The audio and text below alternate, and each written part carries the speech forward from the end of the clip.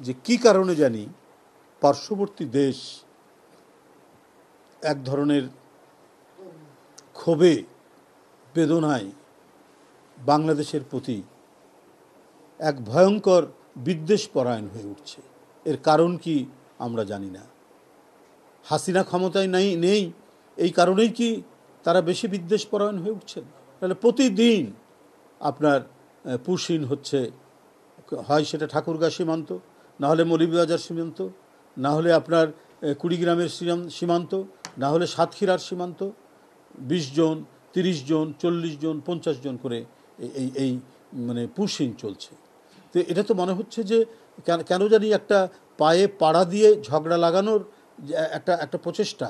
ভারতের আসাম রাজ্যের মুখ্যমন্ত্রী তিনি বলছেন যাকেই বিদেশি মনে হবে তাকেই পুশিন করা হবে বাংলাদেশে।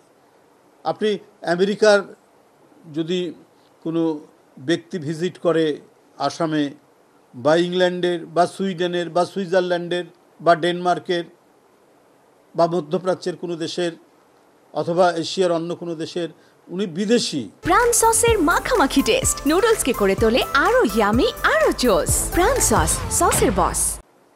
উনি কথাটা বলেছেন বিদেশি যাকেই আমরা দেখব তাকেই ইয়ে করব। তাহলে আপনারা বিদেশি যাকেই পাবেন বাংলাদেশের কি একটা মানে ইয়ে হয়ে গেছে, বর্জ্য ফেলার একটা জায়গা? তো আমি পার্শ্ববর্তী দেশের ভাইদেরকে বলি, আপনারা একটি স্বাধীন রাষ্ট্র, আমরা একটি স্বাধীন রাষ্ট্র, কিন্তু পায়ে পাড়া দিয়ে আপনারা যদি ঝগড়া করতে চান, আপনারা আপনাদের দেশের লোককে আপনারা বিদেশি বানিয়ে বাংলাদেশে পুশিন করতে চান, এর বিরুদ্ধে আমাদের যেমন প্রতিবাদও থাকবে, প্রতিরোধও থাকবে।